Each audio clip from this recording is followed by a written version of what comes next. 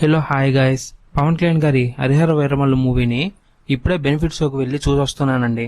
Movie మాత్రం mental mass గా ఉంది. ఒక పక్క మన సనాతన ధర్మం గురించి చెబుతూనే ఇంకో పక్క పవన్ గారికి ఇచ్చిన ఎలివేషన్స్ భలే అనిపించాయండి. ఈ మూవీని చూస్తున్నంతసేపు ఒక్క దగ్గర కూడా బోర్ కొట్టలేదండి. కొన్ని సీన్స్ దగ్గర అయితే లిటరలీ గూస్ బంప్స్ వచ్చేసాయి. నాలాంటి వాడికి ఇలా అనిపించిందంటే పవన్ గారి కల్ట్ ఫ్యాన్స్ కి అయితే మాత్రం మైండ్ బ్లాంక్ అయిపోయి ఉంటుంది. అసలుకే 2 ఏళ్ల గ్యాప్ తర్వాత పవన్ గారి నుంచి వస్తున్న మూవీ ఈ హరిహర వీరమల్లు. అందుకే ఆయన ఫ్యాన్స్ థియేటర్ మొత్తం పండగ వాతావరణాన్ని క్రియేట్ చేసేసారండి. అండ్ సినిమా చూస్తున్నంతసేపు కూడా గోలలో ఏళ్లతో అంతా నాయిజీగా ఉంది. అంత నాయిస్ లో కూడా మూవీని భలే ఎంజాయ్ చేసాం. అయినా ఇన్ని రోజుల నుంచి ఏమో అనుకున్నాం గానీ ఈ మూవీ గురించి గట్టిగానే తీశారండి. ఫస్ట్ నుంచి ఏఎం రత్నం గారు చెబుతూనే ఉన్నారు, మేం సైలెంట్ గా ఉంటున్నది మేము మాట్లాడలేక కాదు, రాబోయే రోజుల్లో మా సినిమా మాట్లాడుతుందని. సేమ్ అలానే ఉందండి ఈ మూవీ కూడా. మెయిన్ గా పవన్ కళ్యాణ్ గారి యాక్టింగ్ అయితే ఇరగదీసేశారండి. అతనితో పాటు ఈ మూవీకి ఎక్కువ వర్క్ చేసింది మ్యూజిక్ డైరెక్టర్ కీరవాణి గారు. ఆయన ఇచ్చిన బ్యాక్గ్రౌండ్ మ్యూజిక్ అయితే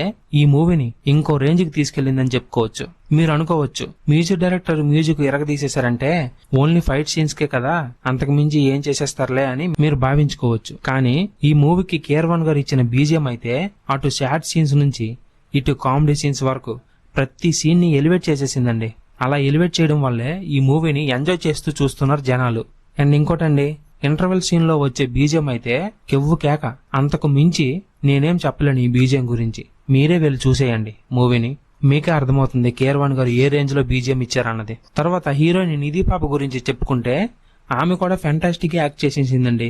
మూవీకి వెళ్లక ముందు రాణి క్యారెక్టర్ లో ఈమె ఎలా ఉంటుందో అని చిన్న డిసప్పాయింటెడ్ గా వెళ్ళా. బట్ నిధి పాప మహారాణి గెటప్ లో ఎరగదీసిందని చెప్పుకోవచ్చు. కొన్ని సీన్స్ లో వీళ్ళిద్దరి పేరు భలే అనిపించిందండి. చాలా క్యూట్ గా ఉన్నారు కూడా.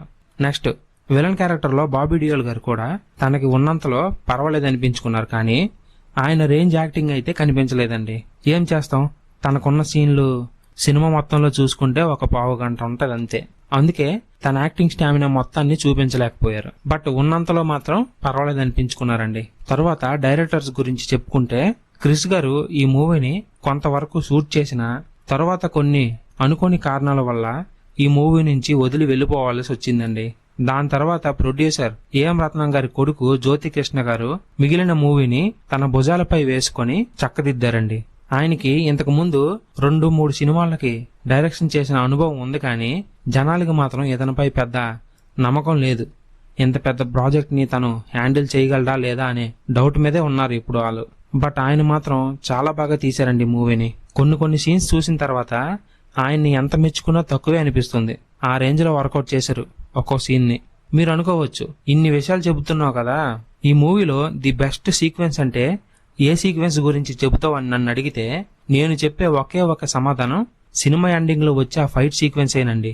ఆ ఫైట్ సీక్వెన్స్ ని స్వయంగా పవన్ గారే కంపోజ్ చేశారంట. ఆ ఫైట్ సీన్ ఉంటదండి వేరే లెవెల్. థియేటర్ నుంచి బయటకు వచ్చే టైంలో ఆ ఫైట్ సీన్ ఇచ్చే హై మామూలుగా ఉండదు. ఈ ఒక్క ఫైట్ కోసమైనా 2-3 సార్లు చూడొచ్చు మూవీని. అదండి మరి హరిహర వీరమల్లు మూవీ చూసిన తర్వాత నా ఫీలింగు. మరి ఈ మూవీని మీరు ఆల్రెడీ చూసుంటే మీకు ఎలా అనిపించిందో కామెంట్ చేయండి. ఒకవేళ చూడకుంటే వెంటనే మీకు దగ్గరలో ఉన్న థియేటర్స్కి వెళ్ళి చూసేయండి, సరేనా? థియేటర్లో ఈ మూవీని మిస్ కావద్దు. అలాగే మా ఛానల్లో కంటెంట్ ని చూసి నచ్చితే సబ్స్క్రైబ్ చేసుకుని మమ్మల్ని కొంచెం ఎంకరేజ్ చేయండి గాయస్. అలా చేస్తే మాకు కొంచెం యూజ్ అవుతుంది, సరేనా? సరే మరి బాయ్ గాయస్, నేను మళ్ళీ ఇంకో మంచి వీడియోతో కలుస్తాను. అంతవరకు సెలవండి. Bye bye, take care. Thank you for watching my video.